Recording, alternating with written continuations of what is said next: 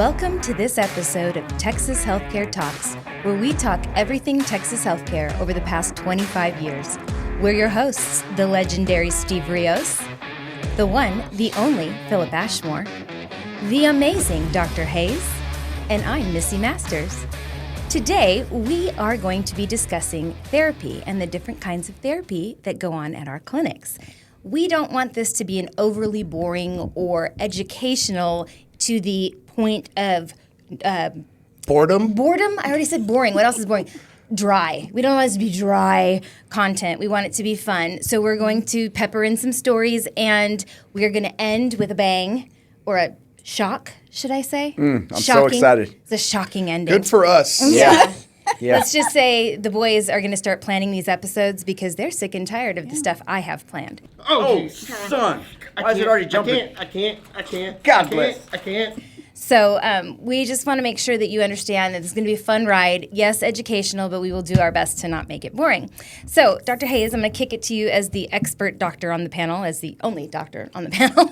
You know. Dr. Phil here just I, plays one on TV. I play identify as a doctor. doctor. You know, makes it true. So And I'm not a doctor, I just play one on TV. So I'm just curious, how many do you think, in your experience of taking care of our patients, how many percentage-wise of our patients, when they come see us, it's their first experience with chiropractic, with therapy, treating an injury, that kind of thing? What do you think? I would say probably 75 to 80%.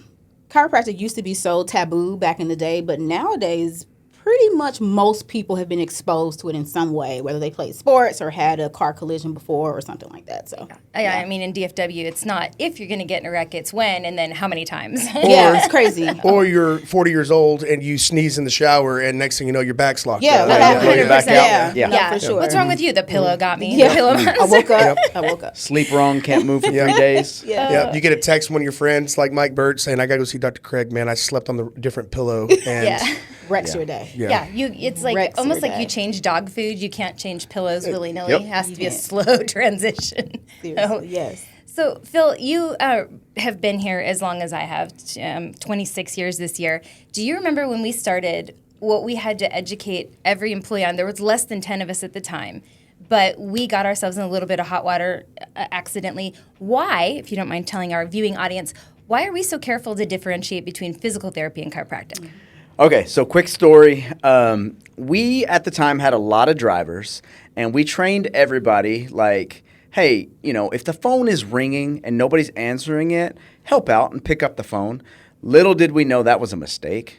We don't want them for the answering record, the phone. I answered the phone very well. You did. Matter of fact, This was thank not you a for you calling story. Texas Healthcare. This is Steve. How can I help Yes, you? he was Hold, good. please. That's pretty good. Yes, he was That's very pretty good. good. I'll give you that. Pretty seamless. I'll Not give you that. bad. Not bad. I'm impressed. Not just a hat wreck. I mean, I'm going to But- let Edith use you now. Nope, absolutely not. Off duty. Well, listen. So for this story, it was not Steve that answered the phone, but we did have a driver answer the phone, and the person on the other end was asking if we did physical therapy. The driver answered and said, "Why, yes, we do."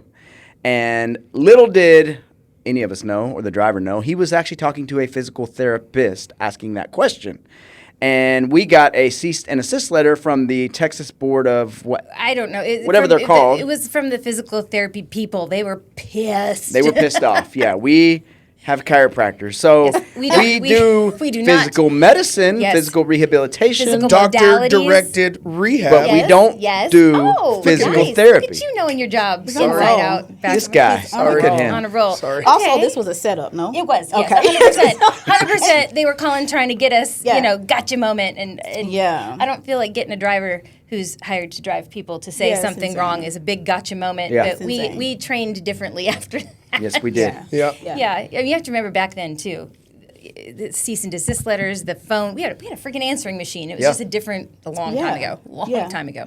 Understood. So, in talking about therapy, Steve, you're I'm not going to say the only athlete in the room. I think all four of us have played sports, but you are I'm way definitely better, guy. the better athlete There than you go. Philip. So I will give you that. We're just going to do, And so, would you like to explain how taking care of a sports injury parallels the concept of taking care of a car wreck injury and how that kind of changes active to passive therapy? sure, I think that and it's just like driving in any sport that you play. The longer that you do it, the probability of something happening to you along the way, it just gets higher and higher every time you step on the field, every time you get behind the wheel. True. So it's not about how, it's about when. And let's just say, you're playing basketball, you take a shot, guy gets underneath you, steps on his foot, you roll your ankle.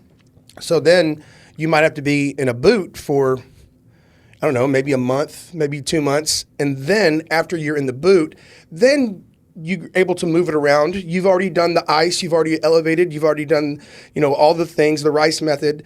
And then you start being able to get on the treadmill, being able to move it around, being able to be active with it. And I think the difference is, and when you're in a car wreck, at first you're in the wreck and, you're getting taken care of, but you're slowly getting to the point where you can actually do the things for your body to get healed the right way. So as an athlete, you start off resting, let it heal. Then you start moving into getting you back on the field. And that's the same thing that we do here.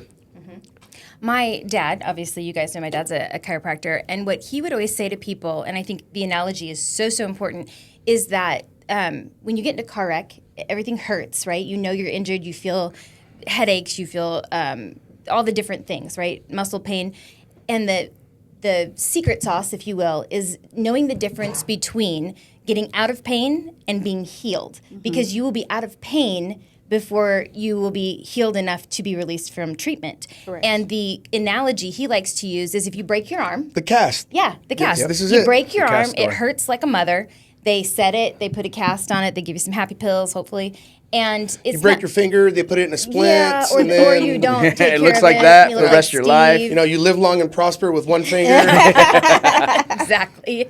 And so you're going to want to take that cast off, and you're going to be out of pain way before your doctor lets you take the cast off. And then even when you take the cast off, it's not back to where it was. It's atrophied, it's weak. You have to rehab it into strength again. Yep. Or you're going to injure yourself. And the same applies. People, my dad used to say he saw people get the worst back setbacks when they would get to this, like he used to say, right about 80% you start feeling better, but you're only just a percent or two above feeling like crap. Right. And they go vacuum their living room, and the next day they can't get out of bed again Yeah. because they were Oh, yeah. not strong enough to be going back to normal. It's like pulling a hamstring, and the coach wants to get you back on the field. But if you get back on the field too fast, you're going to tear your hamstring again. Yeah, And exactly. that's the point of getting you right, getting you better after you get in an accident, because you might feel better and you might tell the doctor, I'm ready to be done with this. I'm ready to be done. But in all reality, you're not done. Your body is not done. And we try to get you there and try to educate you as a patient to just trust the process. Yeah. Trust us, and we know what we're doing. We've been Yes. doing it a while. Healing takes time. Yep. It really does. Dr. Hayes, do you want to explain to our viewing audience some of the benefits of our passive therapies? So when you're initially injured and everything is in that inflamed, ouchy stage, EMS, IST, which is the intersegmental traction table, heat and ice, EMS, all those good passive therapies. The benefits, what are the benefits? Because I think a lot of people think it's just, it doesn't do anything. Yeah, for sure. So when you get into the clinic, a lot of patients feel like I'm driving here to just kind of lay on a table, right? That is, you are laying on a table, but there is a point behind laying on a table, right? So when you first start, especially if your injury is new, the main thing is, can we control the pain and can we get the inflammation out, right? So if you are an athlete and you're playing basketball, like you said, you come down on someone that's under you and you roll your ankle, what's the first thing you do? You go home, you slap ice on it because you want to stop the inflammation, right? It's very similar. So pain control, getting inflammation out. Once you start getting through that first acute little phase, then we change it up a little bit. We're going to do some heat. We're going to do some traction. That's going to be strengthening and like elongating the muscle so you get your flexibility back. But then once you add that traction into it, now you have spinal mobility. So that's being able to move a little bit more normally, right? So when patients come in, the thing on their mind is, I'm in pain. That's all they can see. Yeah. So we're focused on that in the beginning. Yeah. Pain control, inflammation out, spinal mobility, muscle mobility, and then making sure that you're just able to get back to your normal daily activities, picking up the babies, Yeah. being able to get in and out the tub, your girlies wanting to put ponytails in, simple things you don't think about. Yep. That's what that's going to help with. Absolutely. Exactly. And we have had to explain to patients, we have these amazing intersegmental traction tables, and they're great. They vibrate, and they have rollers that roll up and down your back. But I'd say probably once a quarter, we have a patient that feels like they want to get really intimate with that table and lay face down on it, and it is not a face down table. Yeah, so we get definitely to have not. those really amazing conversations that this table loves you, but not like that, and please stop loving the table. Yeah. Right. Right. Please stay on your back. Yeah. Steve, can you please call and tell them that they are no longer welcomed in our clinic because they molested the table? Well, we usually give them 2 strikes, you're out. No means no. I know, right? Or if your doctor's a parent, they come around the corner like, hey, Hey, wait, off the table. Get it off the table. Yeah. So, Phil, you were the director of our rehab for the longest time, where we actually did have an occupational therapist that worked for us and Yeah. a physical therapist that worked for us once upon a time. We did. What did you see were some of the coolest active therapy recovery stories, or something you want to share from your time as the director of STIR Rehab? Yeah, absolutely. So one of the things that I did was I worked with a lot of patients in the active phase. So I'm teaching them how to work on different stretching, mobility, different type of modalities, and then, of course, strengthening as well.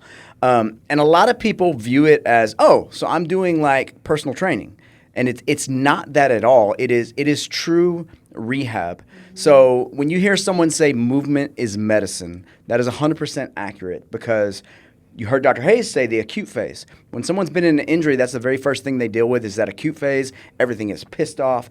Everything hurts. We want to control the pain, the inflammation, and then we want to get into the movement. She also said activities of daily living, and that is the thing that everybody overlooks. Yes. So if you have a shoulder injury, what are you going to have to do for the rest of your life? You're going to have to put your shirt on. You're going to have to reach to the top of your closet to grab it. So Brush that your is teeth, where you all know. those things, right? Drive a car, Yes. everything. No offense, YouTube, but fix your hair. Fix your fix your hair. I don't have to worry about that. I do have to work my shaver though. Oh, so, yeah. See, you get it. Yeah. See, there it is. But Yeah. but we want to get you to where you can perform those activities of daily living without pain. And so specifically like shoulder injuries, people come in and they're like, "Oh, well, I can't move my shoulder this far." And we say, "Okay, so pain is the barrier, pain is the stopping point, but we want to get to that point where we go to where the pain is." So I got to see a lot of really cool stories. I got to be a part of cool stories where people have had injuries, but we got them to the point where they could now perform their activities of daily living to when they're done with their rehab, now they can move on and perform their daily stuff. Yeah, for sure. Yep. Yeah. Yeah, the stuff that you can do before. You Yes, know? Don't that's come it. in here like, well, I can't run a marathon. It's like, well, did you? Yeah. Before, you Right. know, like it's, you know, so No. getting back to your normal self. What Exactly. gets me, so I was 21 when I started, and the doctor that was at the clinic that I started working at, he had a lot of handouts he liked to give patients, and I was organizing a drawer full of handouts, and I very quickly realized there's a whole section that was sexual positions to give to patients that were having trouble functioning in the bedroom with low back Oh, pain. Doc had a Kama Sutra book for Pretty much. You know? And it was If you it was knew very him, you wouldn't be educational. surprised. It was very educational. I was like, oh, It's an okay, activity of okay, Yeah, yeah. that is a daily. You get It's a lot an of people activity of complaining daily about living. that. I Yes. can't do this, or yeah, it definitely it can cause problems. Yeah. So Yeah. We're here to get you better. Yeah. So it doesn't cause problems for you. all the way better. This is not a Viagra commercial. Yet. Yet. Open to sponsorship. Yes. No, I'm just kidding. Ad space available right here. Careful where you're putting the radio sign. So, Steve, true or false? The therapy False. we did. Your answer, yes. Good job. Go. It's not possible to hurt yourself doing the passive therapies that we do over at clinic. False. You're correct. Have you Nailed it. You heard any stories or have any stories to share about people doing dumb with therapy on their own, which is why we supervise? Okay, Why are you so- making this? Did you hear the innuendo? I think I've witnessed it. So. Oh, you've seen it. Oh, okay. Yeah. So I have PTSD from this guy over here. We were actually testing out an old machine. We were actually lifting weights at the old clinic, Yeah. the one off of Abrams where we saw all Yeah. the fights back in the day. Back in the day. And so I think that I strained my back lifting or something because we were lifting heavy weights back then. And so I'm on this table, and my brother and my best friend strapped this old EMS pads to me.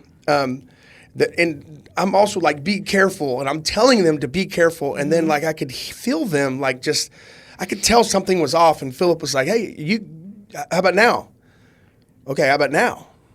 And then I could hear how about now? All right, I would look. To be fair, I was surprised that I was able to continue to turn it up. I'm like, he's not. He's like, no, it's fine. Which He is can handle why more. the last, it wasn't connected. which right. is why the last, you feel this, and then as soon as he said that, I said, these guys. So I turn around. I'm laying on my back, on my front. I turn around Supposed like to this, on that and table. as soon as I turned around, Doc, it caught. kicked in. Yeah. And my legs went straight up in the air. It was like it was a damn exorcist. Yeah. Oh yeah. And then the rehab guy at the time, he just yelled back, well, must be in a bad connection. Yep. Yep. I am dog cussing Philip Oh, out. Steve is screaming. His legs shot straight up in the air off the table. Which is why what we're doing later is going to really piss me off. But yeah. it's okay. He's got real PTSD. I'm here for it. Yeah. Which is a story of how, I mean, it can, if you don't do it the right way. Seriously. No, we Yeah. stopped giving out ice bags to patients. It was something we used to give out and bill for because they would not read the directions we sent home and they'd burn themselves. You can burn yourself with An ice. ice burn, yep. You don't put it directly on the skin. You don't put it on for longer than 15 minutes. Like, Yeah. And the ones we had that you could put them, I remember taking these calls where they put them in the microwave and it exploded because so they didn't read the directions. they didn't read the directions. Yeah. Yeah. Yeah. It's not idiot proof. So we stopped doing that. But Yep. yeah. Well, hopefully we didn't bore you to death with this very educational episode on therapy. We hope you'll stick around to watch what we do to Mr. Rios and his PTSD after this little shoot. Be your own people. Yeah, always. It's us. We love you. If you or someone you know or love is injured in the DFW area, please give us a call. We can help. And we hope that you'll come back and join us for our next episode. See you later. See you guys. Bye. Here at Texas Healthcare, we have a therapy modality called electric muscle stimulation. This helps with muscle control, inflammation, pain, but today, We're going to eat Fruit Loops. And here we go. oh, son, why is it already jumping? I can't. God bless. I can't. Nope. Nope. No. Nope. Okay. That's it. I can't do it anymore. I can't even get. I can't pick up the spoon. Okay, I quit. You win, Phil. You gotta get one. Eat one now. I got one. I can't get one. I can't. Ah, I can't. Here you go. Turn it off. Yes. Turning it off. You did good. You did good. Steve's got PTSD. So I zapped him when he was like 18, 19. We had a coach that would, like, you pull your growing, Doc. I don't know if it's the menopause or Hey, but Doc, we had a coach that when he pulled your growing, like, he'd strap it up right there, right? yeah. But our trainer, he wouldn't even tell you. He'd be like, all right, you're going to feel something, just crank that thing up. Next thing you know. And so that, along with Philip. I have to tell you, it was on 5. I didn't go above 5. It goes up to 8. So I was think being nice. It felt like an 8. I mean, it was jumping I right couldn't away. do anything. Okay, so EMS used the correct way can help pain and inflammation and supporting your injury, but If you use it the wrong way, you can't eat a damn Fruit Loop. Here at Texas Healthcare, we'll use it the right way on you, and your recovery will be so much better.